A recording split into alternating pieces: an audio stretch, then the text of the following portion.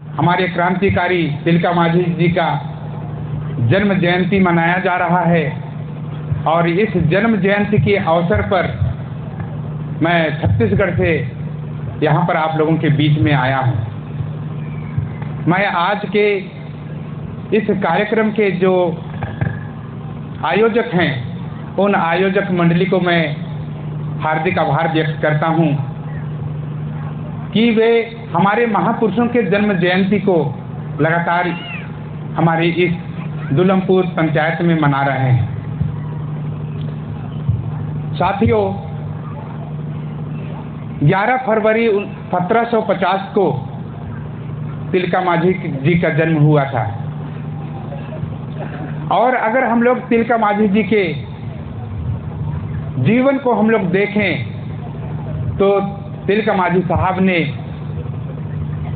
1750 से लेकर के 1785 तक, इसका मतलब 35 साल तक अपने समाज के लिए काम करते रहे और इस 35 साल के उम्र तक अगर हम लोग देखें तो तिलका मांझी साहब ने जो जमींदार लोग थे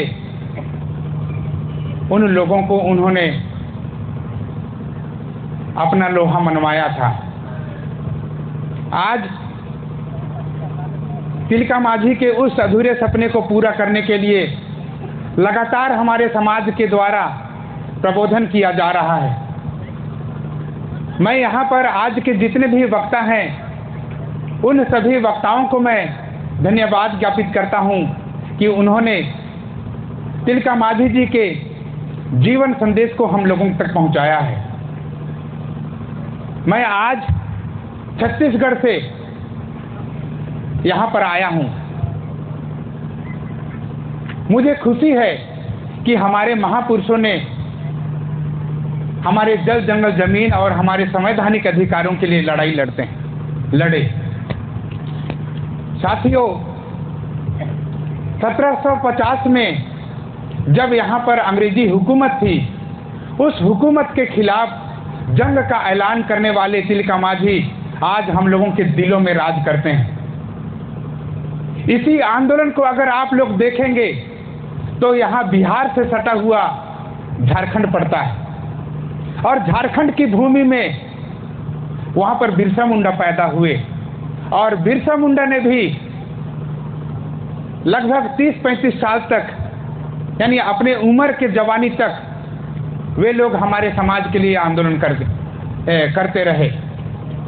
इसका मतलब ये है साथियों कि जो लोग 30 साल 35 साल तक ही हम लोग, अधिकतम हम लोगों का जो खून है वो गर्म होता है और गर्म खून के लोग ही बड़ा आंदोलन करते हैं।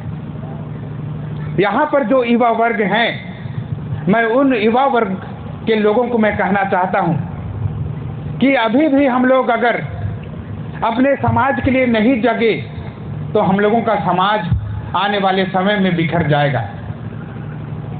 मैं आप लोगों को बताना चाहता हूं, 2018 में तत्सम ऊंची जाति के लोगों के द्वारा दिल्ली के जंतर मंतर पर संविधान की कापियां जलाई जा रही थी और उनका प्रोटेक्शन करने के लिए पूरा शासन प्रशासन लगा हुआ था। इससे यह साबित होता है साथियों कि हम लोगों का जो संविधान है आज भी खतरे में है और ये खतरे की घंटी हम लोगों को सुनाई दे रही है और इस खतरे की घंटी को अगर हम लोग नहीं सुने और सुनकर नहीं जगे तो आने वाले समय में वो दिन भी देखना पड़ेगा जब हमारे लोग सताए जाएंगे, अत्याचार सहने वाले देखे जाएंगे। साथियों, बाबा साहब डॉक्टर भीमराव अंबेडकर ने हम लोगों के आंदोलन से, हमारे महापुरुषों के आंदोलन से प्रेरित होकर के उन्होंने संविधान लिखा।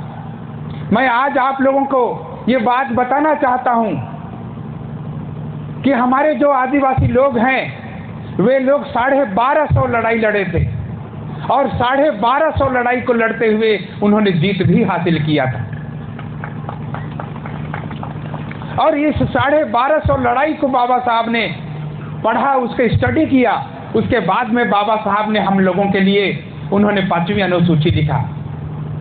ये जो 5वीं अनुसूची है, संविधान की धारा 244 को अगर पढ़ेंगे तो वहां पर लिखा हुआ है कि शेड्यूल एरिया में शासन प्रशासन और नियंत्रण हम लोगों के हाथ में होगा।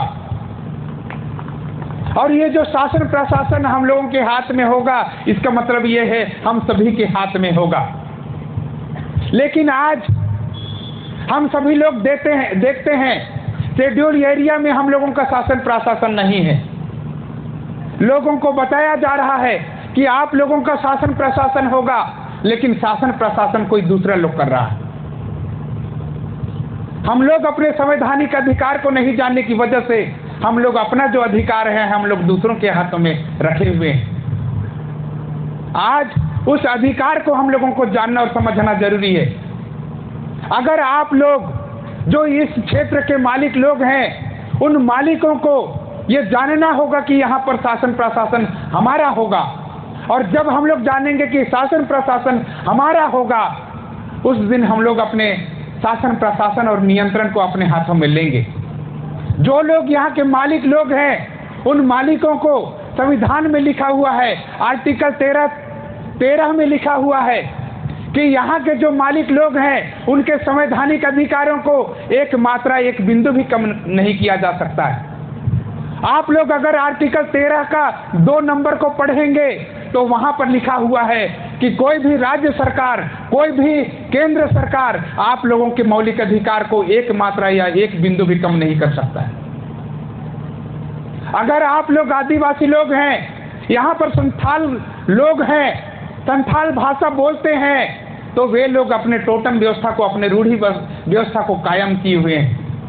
ऐसे लोगों को बाबा साहब बोलते हैं, आर्टिकल 13(3) का में बोलते हैं, जहां पर ये लोग 2 लोग 4 लोग 10 लोग अगर मिल करके बैठते हैं तो वे लोग कानून बना सकते हैं। और इस कानून को ना लोकसभा ना राज्यसभा, सबसे ऊपर ग्राम सभा कहा गया है। आज जो कानून आप लोग यहाँ पर बैठ करके बना सकते हैं, उस कानून को हाई कोर्ट, सुप्रीम कोर्ट कभी काट नहीं सकता है। लेकिन आज हमारे समाज के लोग, ये जो व्यवस्था बाबा साहब ने हमको दिया, उस व्यवस्था से हम लोग बहुत दूर हैं, और इस दूरी के कारण ही आज हम लोगों के हाथ में शासन प्रशासन और नियंत्रण नहीं है। आज हमारे लोग जगह जगह मारे जा रहे हैं, पीटे जा रहे हैं, शोषित किए जा रहे हैं, लेकिन आज तक हम लोग जग नहीं पा रहे हैं। मैं आज तिलका मांझी के जन्म जयंती के अवसर पर मैं आप लोगों को बताना चाहता हूं, 26 नवंबर 1949 को जब बाबा साहब भीमराव अंबेडकर ने यह संविधान लिखा, संविधान लिखने के बाद में हमारे समाज के लिए सुपुर्द कर रहे थे, इसको हमारे समाज के लिए दे रहे थे, उस दिन तत्सम ऊंची जाति का ब्राह्मण आता है और बोलता है, तुम्हारे लोग अनपढ़ हैं, तुम्हारे लोग अशिक्षित हैं, तुम्हारे लोग गरीब हैं, एक दिन ऐसा समय आएगा इस संविधान को बेच खाएंगे, संविधान खत्म कर देंगे। लेकिन बाबा साहब वहां पर बोलते हैं कि एक दिन ऐसा भी समय आएगा जब मेरे लोग जगेंगे, संविधान को जानेंगे, उस दिन अपने संवैधानिक अधिकारों के लिए लड़ाई लड़ेंगे, और लड़ाई लड़ेंगे, उसके बाद में जब तुम्हारी सच्चाई जानेंगे तो तुमको लात मारेंगे। आज हमारे समाज को जागने की आवश्यकता है।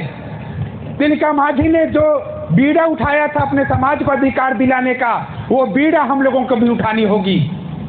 जो बीड़ा बिरसा मुंडा ने उठाया था, वो बीड़ा आज हम लोगों को, हर एक व्यक्ति को उठानी होगी।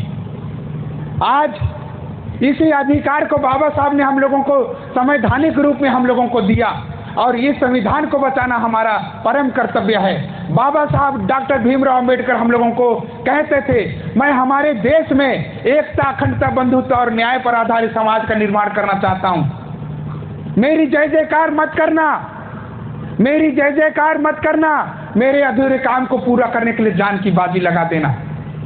आज जरूरत है हम लोगों को अपनी जान की बाजी लगाने की। मैं आज यहाँ पर बैठे हुए सभी लोगों से पूछना चाहता हूँ, क्या आप लोग तिलका मांझी के अधूरे सपने को पूरा करने के लिए जान की बाजी लगाने के लिए तैयार हैं? कितने लोग तैयार हैं?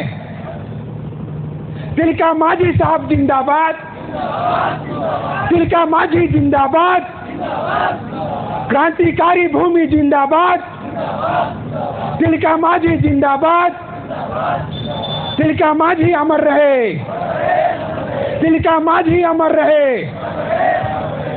साथियों, आज हमारे महापुरुषों के अधूरे सपने को पूरा करने के लिए हम सभी लोग यहाँ पर आए हुए हैं और आने वाले समय में हम लोग संगठित होंगे, क्योंकि बाबा साहब ने हम लोगों को कहा है सबसे पहले शिक्षित होना होगा, शिक्षित लोगों को जोड़ना होगा और जुड़े हुए लोगों से ताकत का निर्माण करना होगा और ताकत से हम लोगों को आंदोलन करना होगा।